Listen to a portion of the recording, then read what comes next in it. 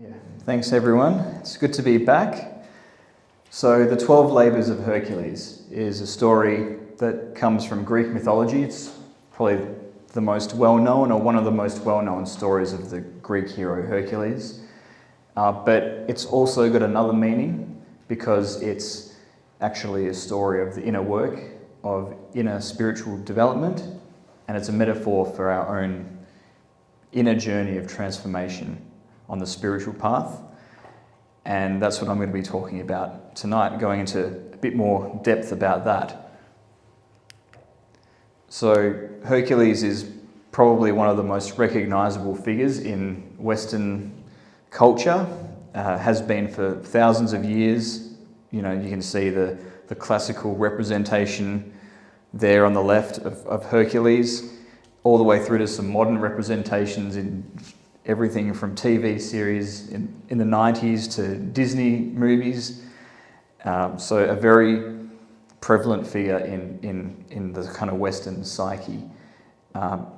And so we're familiar to some extent with the stories of Hercules, but not the inner esoteric aspect of these stories, which actually are incredibly important and were recognised by Alice A. Bailey and others for their importance.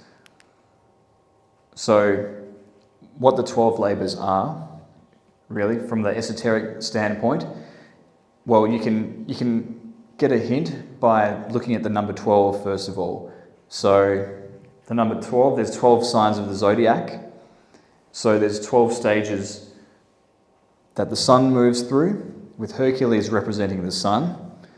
And of course the sun, esoterically, as a symbol, represents our inner self, our spiritual nature. So it's about our inner spiritual nature moving through a series of initiations, of transformations to become something more spiritual. And the labours are spiritual ordeals, which represent the spirit, Hercules, overcoming our limitations, the lower aspects of our nature, and spiritualising our being that way. And so you can see in this mosaic here that each of the labours represents one of the zodiac signs. So as I mentioned before, Alice Bailey has been very big in kind of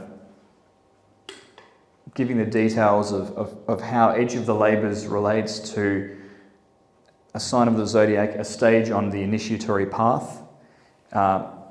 Another esotericist who has done some work on this, some explanation of this, is Samael Aun from the modern Gnostic movement. But those two interpretations are very different.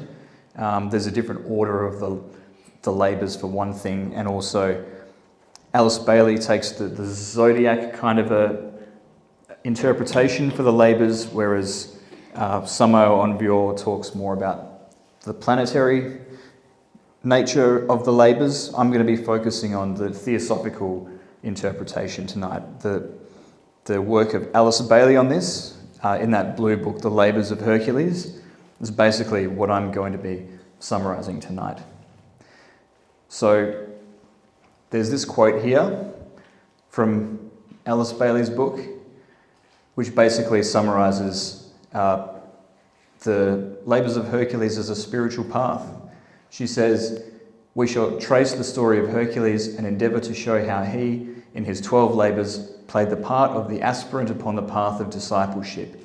On it he undertook certain tasks, symbolic in nature, and passed through certain episodes and events which portray for all time the nature of the training and attainments which characterise the man who is nearing liberation. He stands for the incarnated, yet not perfected, Son of God, who definitely takes the lower nature in hand and willingly subjects it to the discipline which will eventually produce the emergence of divinity. Out of an erring but sincerely earnest human being, intelligently aware of the work to be accomplished, a World Saviour is formed." So that's a pretty intense description in terms of what these initiations are supposed to accomplish in a person. And Alice Bailey saw the Labours of Hercules as quite an advanced set of initiations for an aspirant who was quite far along the path and preparing to become a world saviour, essentially. So I'm going to go through each of the labours one by one and explore the meaning of each one. Beginning with the first labour, which is stealing the mares of Diomedes. There's two Diomedes characters in Greek mythology. There's one hero from the Trojan War, but this is a different Diomedes. This is the king of Thrace, who possessed 4 mad mares that breathed fire and consumed human flesh.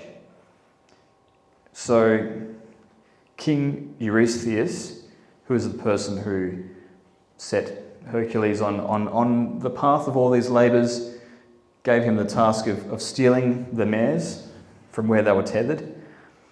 And when Hercules first, when he first got the mares untethered, he gave them to his friend Abderus, but then Abderus was trampled by the mares because he couldn't hold on to them. And so we have in Hercules and Abderus representations of two different parts of human nature. Hercules representing the higher mind, and Abderus representing the lower nature. And the horses represent our thoughts. And so, the thoughts can be held by our lower mind or our higher mind. They can get carried away by the thoughts of the lower mind, or we can direct our thoughts with the higher mind, which is the lesson of the first labour. It's what is supposed to be mastered in the first labour, and it corresponds to the sign of Aries in the zodiac. Very related to the first impulse to act, the direction of energy in a particular direction. And so that's how Aries corresponds to this first labour.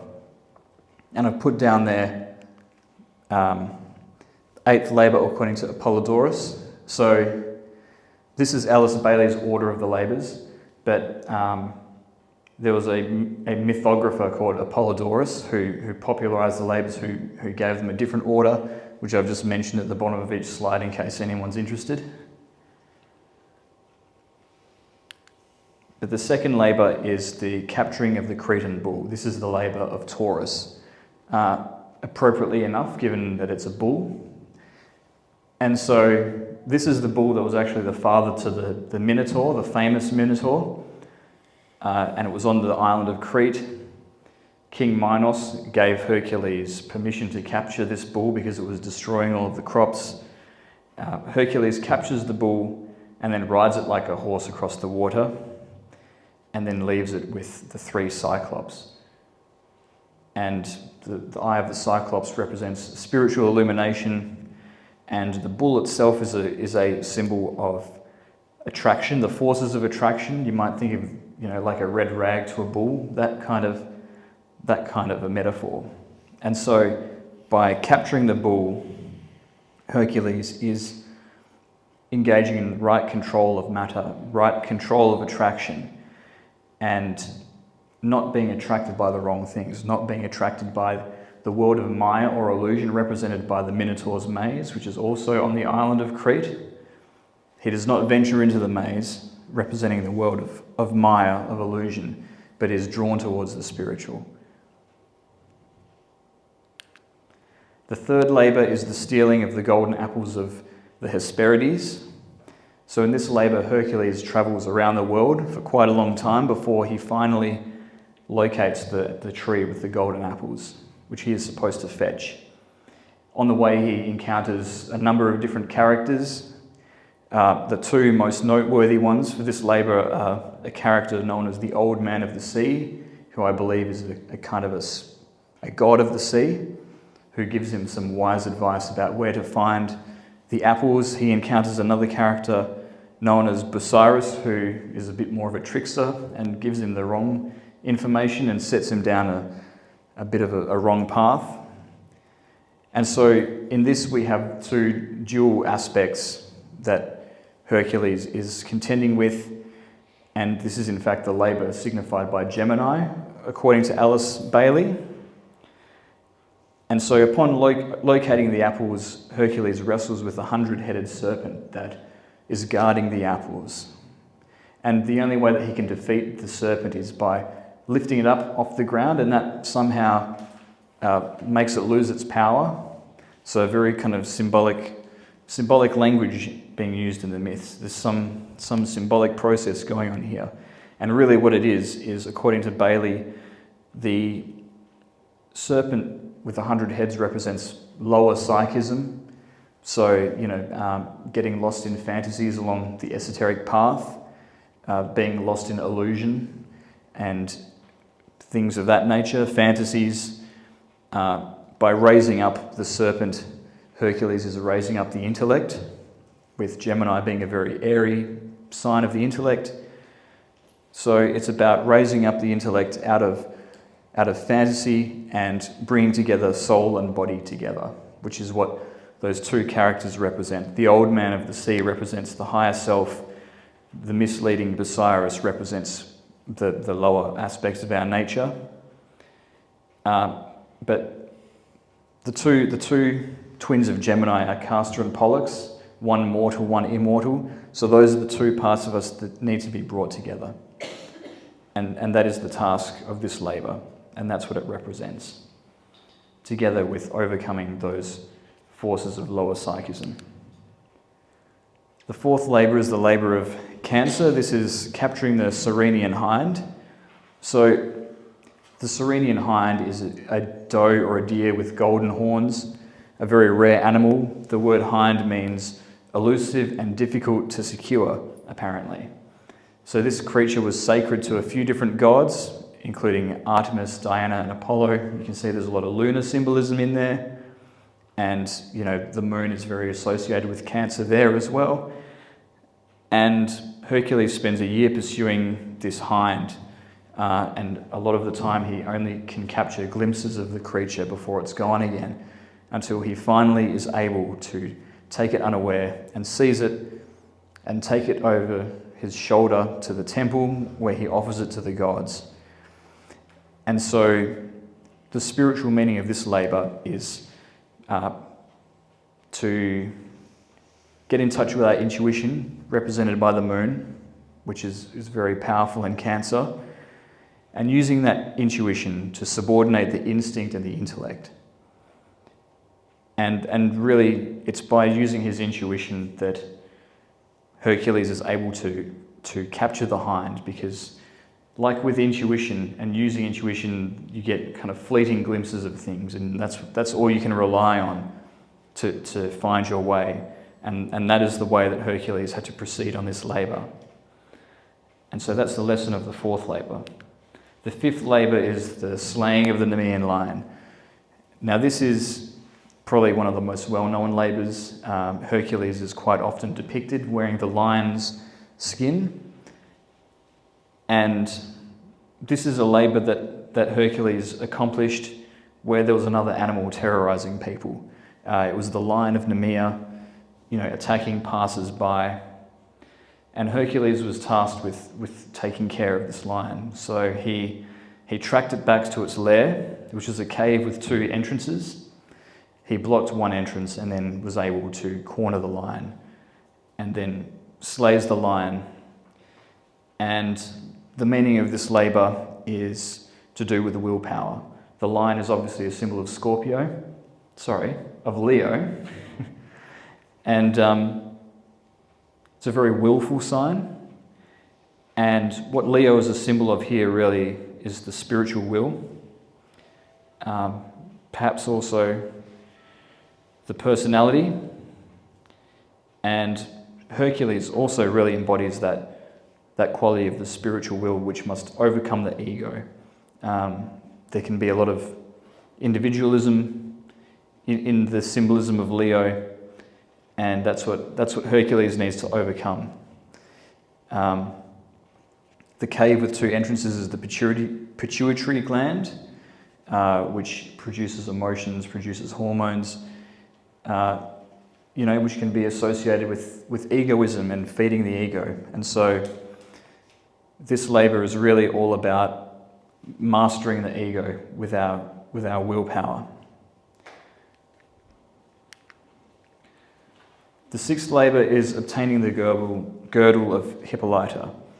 So Hippolyta was a great queen. She was the queen of the Amazons, and she had a girdle which Hercules needed to retrieve. And Hercules encounters Hippolyta during this labour. He is given an opportunity to get the girdle by Hippolyta offering it willingly. But instead of doing that, he takes it by force, and it ends up with Hippolyta losing her life. And Hercules feels regret for this fact. So to make up for it, he rescues Hesione, who is another one of the Amazons, who has been devoured by a sea serpent. And he does end up obtaining the girdle, but there's a few lessons that he needs to learn along the way, and they are the lessons of Virgo, the maiden, who is who Hippolyta represents. And really this labour, according to Bailey, is all about learning to not denigrate matter, to respect it, to see it as the vehicle of spirit, which, the reality that we find ourselves in, the reality that the Christ within must gestate within, the divine child within must gestate within. And so often in spirituality we don't respect the material, but in order to accomplish this labour we need to learn how to do that. The seventh labour is capturing the Eurymanthian boar. So this is a shaggy and tameless boar which Hercules is tasked with capturing. There's more to the story than that. On the way to capturing this boar, Hercules sits down and has a drink with two centaurs, who are Chiron and Pholos, who both represent different things. Pholos, according to Bailey, represents the physical strength aspect in a person, whereas Chiron represents good thought. But it doesn't end well with the centaurs and Hercules. And they end up getting into a scuffle. But the lesson of this labour is to find the middle way between good thought and physical strength, which is the balance of Libra, which is what this labour represents, and the actual capturing of the boar as well relies on a sense of balance and equanimity, as represented by when Hercules captures the boar on top of a mountain by chasing it and it getting stuck in the snow. He needs to then take the boar down the mountain by holding its hind legs, like I guess a wheelbarrow, but there's apparently quite a balancing act that has to happen in driving the boar down the mountain, which is, according to Bailey, where the Libran symbolism comes in. Some of these are more direct, you can see a more direct link to the zodiac sign than others, in my opinion. But basically, according to Bailey, the lesson of this labour is the way of the soul. I choose the way which leads between the two great lines of force, of thought and physicality.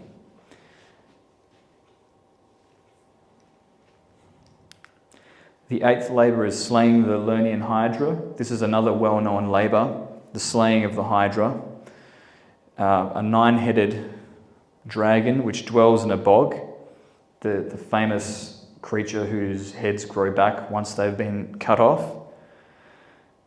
And so Hercules needs to find a way of defeating this beast. And the way that he does it, according to the myth, is by cauterizing or burning the head every time he cuts one of them off. And so there's symbolism here to do with the sacred fire within, discovering the sacred fire and using that to combat the heads of the Hydra, which in fact represent different vices, different impulses that rise up from our unconscious to come and control us and hijack our personality. And so it's not just a matter of reasoning these things out of existence. There must be some redirecting of the energy of the vices, transmuting it into something else, rather than just trying to cut it off, which is the wisdom of this labour, which represents Scorpio. Scorpio was sometimes represented by a serpent, was next to another constellation known as Ophiuchus, which is the serpent or dragon, which was sometimes considered to be a 13th sign in its own right. So, and there's a lot of symbolism in the sign of Scorpio to do with passions and how we relate to our passions and impulses. And according to Alice Bailey, the heads of the Hydra are grouped into 3 groups of 3. So the first 3 are sex, comfort, money. The next 3 are fear, hatred, and desire for power. And the next 3 are pride, separativeness, and cruelty, which are the different kind of tendencies that need to be transmuted. Not cut off, but transmuted in some way towards some positive end. The 9th Labor is slaying the Stymphalian birds. These were birds with bronze beaks and very sharp feathers. They could pierce armour with their beaks and feathers. I guess in my mind I imagine something like the Australian magpie when I try to imagine these birds. And so Hercules had to slay these birds, and he did so by using a rattle or a cymbal in some versions of the myth to then disturb them, and then when they were in flight he would shoot them down with his arrows. And the arrow is the hint as to what the zodiac attribution of this labour is. It's the sign of Sagittarius, the archer. And so Hercules has these arrows that have been poisoned with the Hydra's blood to get rid of the birds. And so the arrow represents the right use of thought, restraint of speech, and being able to direct thought and speech correctly in a disciplined way. And the birds represent some of the kind of negative ways that speech can manifest itself. So out of all of the Stymphalian birds that Hercules faces, there are 3 that are larger than the others, and according to Alice Bailey, these represent gossip, selfish talk, and casting pearls before swine. So all unwise ways of using the word, and our words are important. And so that is what needs to be eliminated in this labour and replaced with well-directed thought and well-directed words. The 10th labour is the slaying of Cerberus, or the capturing of Cerberus in some versions of the myth. This is where Hercules descends into the underworld. And that's where Cerberus is, that's where he must complete his labour. But because mortal human beings, even demigods, aren't supposed to journey into the underworld, there is some preparation that Hercules needs to go through first. He's initiated into the Eleusinian mysteries, where he undergoes, I suppose you could say, a symbolic death and resurrection, which is the basis of so many initiation rites throughout history and the history of secret societies. And so once he's symbolically gone through that process, he can then go through the literal descent into the underworld. He frees Theseus and Pirithous, 2 heroes along the way. And then he comes before the throne of Hades. And Hades tells him that if he wants to subdue Cerberus, he will need to do so without any of his weapons. And so then Hercules must resort to using just wrestling the 3-headed dog and using his lion's skin as a shield in order to subdue it. And what this really represents is being divested of all of the things that we relied on in the material world as we complete this labour. A descent into the underworld. It's really about having to go through that symbolic death and resurrection, find a way of transcending our mortal existence and, finding some way of living on the other side, a more spiritual way of living. And this represents Capricorn in the zodiac, because Capricorn is very associated with the underworld, ruled by the planet Saturn, a very kind of dark, heavy kind of planet, which can be associated also with death. And the sign of Capricorn, according to Bailey, was the gate out of life, whereas the sign of Cancer was the gate into life, which is kind of interesting. And so the other thing about Capricorn is it can be a very impersonal sign. And so this is the beginning of a transformation in the labours where Hercules is working for others rather than himself. Rather than his own merit, he's working for humanity. And that's the shift that starts to happen in the labour of Capricorn and the next two labours, as we'll see. So the 11th labour is the cleaning of the Augean stables. King Augeas had these stables which had not been cleaned for 30 years, and so all of the build-up of, waste was attracting flies, was attracting disease, and it was causing pestilence to spread through Augeas' domain. And so Hercules had the uncovetous, task of cleaning the stables, and he struck a bargain with King Augeas that if he was able to clean the stables in a single day, that he would get 1/10 of the cows as his payment. And so Hercules looked at this situation. He saw there was no way that he could clean the stables in a day, so he came up with a kind of lateral thinking type solution. He redirected two great rivers, which are Alpheus and Peneus, to come wash through the stables and wash away all of the waste in a single day. But then, upon completing this labour, he goes back to King Augeas, who refuses to recognise the validity of the way that Hercules completed the labour and refuses to give him his reward. So there's a few different lessons in this labour. One is humility, because of the nature of the task that Hercules had to undergo. There isn't the same sort of heroism as there is in some of the others, battling beasts and all of that sort of thing. And then there's also the lesson of selflessness, of learning how to see the value in doing things without necessarily getting credit for them or being appreciated for them, as Hercules had to learn with King Augeas. And there's a final lesson in here about diverting energies within ourselves, to clean ourselves and purge ourselves within of all of the rubbish that builds up in our own psyche that we hold on to down through the years, which is the meaning of the waters, the esoteric meaning of the waters. And this is the labour that is associated with Aquarius, as you probably picked up on with the directing of the waters. Another sign that is very impersonal and kind of universal in its thinking. So again, we see Hercules acting for all humanity and not just himself, for the development of all humanity. And the 12th and final labour is obtaining the cattle of Geryon.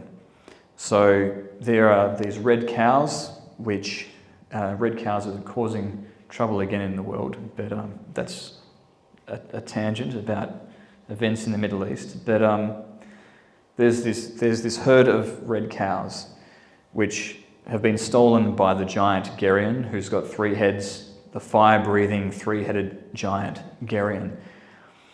And Hercules needs to rescue this cattle. So he prays to the sun god Helios, or he in some versions of the myth, he acts in a way that gets Helios' attention. Helios gives Hercules a golden cup, which he then uses as kind of like a boat to go across the waters to Erythea. He, upon landing, encounters the 2-headed dog Orthrus, who is acting as the guard dog for these cows, for this cattle, and so Hercules needs to slay Orthrus, and then after that he confronts Geryon, and once again uses one of his poisoned arrows, poisoned with the blood of the Hydra, to slay Geryon, rescues the cows, and then travels back across the waters in the cup with the cows, and then drives the cattle through Italy in some versions of the myth to finally reach their final destination at the sacred city. and he faces many foes along the way, like Cacus the thief and other characters like that. But Bailey doesn't talk too much about that. She focuses more on the symbolism of the two-headed dog Orthrus that is faced, the symbolism of the giant Geryon who is faced, the symbol of the cattle and of travelling across the sea. And through the symbolism of travelling across the sea in a chalice, Alice Bailey connects this labour to Pisces, the fish, who likewise travels through the waters. The dog Orthrus is representing the dual material and psychic emotional nature, according to Bailey. Geryon is the union of mental, emotional and physical bodies. So in summary, kind of, once again, a representation of the lower aspects of our nature, which we need to overcome to develop the spiritual aspects of our nature. And when we do that, we raise ourselves up. And so Hercules raises the cattle, rescues the cattle and raises them up in the golden chalice. And once again, this is a more universal labour. So it's not about Hercules, the individual initiate, raising his own nature up. It's actually about raising the nature of humanity up. The herd is humanity. And so that is what this task entails. The task of the cattle of Geryon, the task of Pisces. And that's the end of the 12 Labours. And one thing I should mention as well is the reason why Hercules embarks on the 12 Labours in the first place is coming out of tragedy. So his family, his wife and child lose their lives, and Hercules is ultimately responsible. I won't go into details about that tonight, but it's a tragic story, and because of that, Hercules is seeking redemption. He's seeking to atone for his sins, so to speak. And so the whole purpose of the labour is an atonement for sin. It's an atonement for the parts of our nature that cause the trouble in our life, to change ourselves. And that's kind of the overarching message of these labours. But as I've said as well, Bailey saw this particular set of initiations as something that was very advanced, for very advanced initiates that were preparing for a special mission in the world. And it has to do with becoming a world saviour and really embodying the principles of the Christ, which, you know, is a Christian idea, but it's sort of more universal than that. And Bailey certainly saw it that way as well. And she has a section towards the end of her book on the 12 Labours titled The Second Coming, where she gives her take on the phenomenon of the Second Coming, where she basically expresses the view that this Christ principle can overshadow any who have developed themselves enough spiritually to harmonise their own nature with the nature of that principle, which is what the purpose of the Labours is all about. And she saw enough people in the world going through this process and harmonising with that Christic principle as the way that the second coming would occur. And this is her quote from the Labours of Hercules. "How can the world saviour come? He may work with his own in every land, overshadowing his disciples wherever they are found. And because his soul and their souls are one, communicate to them the plan, indicate to them the tendencies, give to them the new message, and repeat himself in every country." And that is the note that I'd like to end on. So that's the 12 Labours. Thanks very much.